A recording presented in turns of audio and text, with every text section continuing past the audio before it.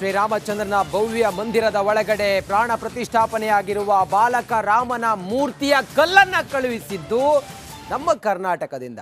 ಆ ಹೆಮ್ಮೆ ನಮಗೆ. ಅದರ ನಡುವೆ ರಾಮ ಮೂರ್ತಿಗೆ ಕಲ್ಲು ಕಳುಹಿಸಿದ್ದಕ್ಕೆ ದಂಡವನ್ನ ಹಾಕಿರುವ ವಿಚಾರ ಚರ್ಚೆ ಆಗಿತ್ತು.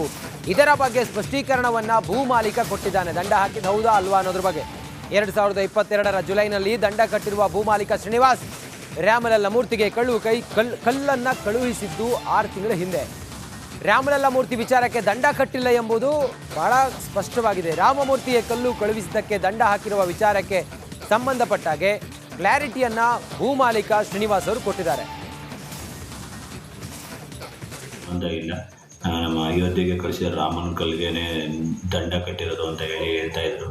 ಹಾಗಾಗಿ ಆ ಥರ ಅಲ್ಲ. ಅದು ನಾವು ಜಮೀನು ಲೆವೆಲಿಂಗ್ ಮಾಡಬೇಕಾದ್ರೆ ಬಂದು ದಂಡ ಹಾಕಿದ್ದು ಅದು ಅಧಿಕಾರಿಗಳದ್ದು ತಪ್ಪು ಅಂತ ಹೇಳ್ತಾಯಿಲ್ಲ. ಅವರು ನಮಗೂ ಒಂದು ಬಂದು ಈ ಥರ ಮಾಡಿ ಬುದ್ಧಿ ಹೇಳಿ ನಮಗೊಂದು ಈ ಥರ ಮಾಡಬಾರ್ದಪ್ಪ, ತಪ್ಪು ಇವೆಲ್ಲ ಮಾಡ್ತಾರೆ, ಇಲ್ಲಿಗೆಲ್ಲ ಸಂಬಂಧಪಡುತ್ತೆ ಅಂತೇಳಿ ಒಂದು ಬುದ್ಧಿ ಹೇಳಿ ಲೈಸೆನ್ಸ್ ಮಾಡಿಸ್ಕೊಂಡು ಮಾಡಬೇಕಪ್ಪ ಅಂತೇಳಿ ಒಂದು ದಂಡ ಹಾಕಿರ್ತಾರೆ. ದಂಡ ಹಾಕಿ ಒಂದು ಎರಡು ತಿಂಗಳು 2.5 ತಿಂಗಳು ಆದಮೇಲೆ ನಮಗೆ ಅಯೋಧ್ಯೆಗೆ ಗೊತ್ತಾಗೋದು ಈ ಥರ ಕಲ್ಲು ಹುಡುಕ್ತಾ ಇದ್ದಾರೆ ಅಂತ. ಆವಾಗ ನಮ್ಮ ಸುರೇಂದ್ರ ಸರ್ ಬಂದು ನಮ್ಮನ್ನು ಕಾಂಟ್ಯಾಕ್ಟ್ ಮಾಡಿ ಆ ಥರ ಕಲ್ಲು ತಗೊಂಡೋಗಿರೋದು. ಆದರೆ ಅದಕ್ಕೆ ನಮ್ಮ ಅಯೋಧ್ಯೆಗೂ ಇದಕ್ಕೂ ಯಾವುದೇ ರೀತಿ.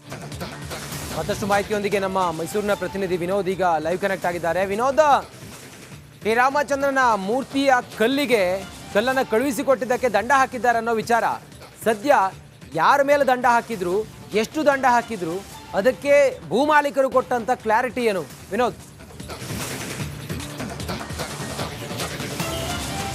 ರಂಜಿತ್, ಈಗಾಗಲೇ ಏನೋ ಅಯೋಧ್ಯೆ ವಿಚಾರವಾಗಿ ಅದೇ ಮೊದಲ ದಿನದಿಂದಲೂ ಕೂಡ ರಿಪಬ್ಲಿಕ್ ಕನ್ನಡ ನಿಖರವಾದಂತಹ ಸುದ್ದಿಯನ್ನು ಪ್ರಸಾರ ಮಾಡ್ತಾ ಬರ್ತಾ ಇದೆ.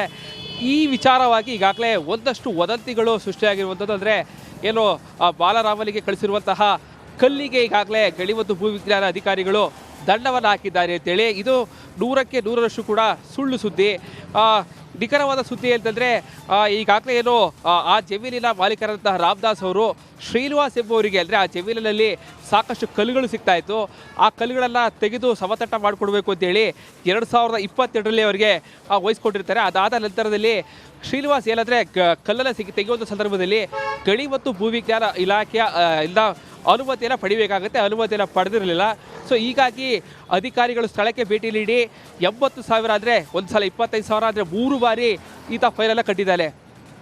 ಈಗ ಹಬ್ಬಿರುವಂತಹ ವದಂತಿಗಳು ಅಂತಂದರೆ ಶ್ರೀರಾಮನಿಗೆ ಕಳಿಸಿರುವಂತಹ ಏನು ಬಾಲರಾಮನಿಗೆ ಕೆತ್ತನೆ ಮಾಡಿರುವಂತಹ ಕಲ್ಲಿಗೆ ಏನೋ ಒಂದು 80,000 ದಂಡವನ್ನು ವಿಧಿಸಿದ್ದಾರೆ ಅಂತೇಳಿ ಸಾಮಾಜಿಕ ಜಾಲತಾಣಗಳಿರ್ಬೋದು, ಕೆಲ ಮಾಧ್ಯಮಗಳಲ್ಲೂ ಕೂಡ ಸುಳ್ಳು ಸುದ್ದಿಯನ್ನು ಪ್ರಸಾರ ಮಾಡುವ ಮೂಲಕವಾಗಿ ಸಾಕಷ್ಟು ವದಂತಿಗಳು ಹಬ್ಬಿಸಿದ್ರು.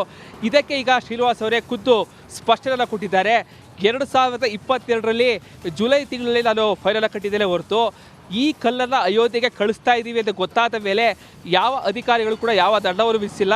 ಈ ಹಿಂದೆ ಕಟ್ಟಿರುವಂತಹ ದಂಡವನ್ನೇ ಈ ಕಲ್ಲಿಗೆ ದಂಡ ಕಟ್ಟಿದ್ದಾರೆ ಅಂತೇಳಿ ಸುಳ್ಳು ಸುದ್ದಿ ಲಭಿಸಿದ್ದಾರೆ.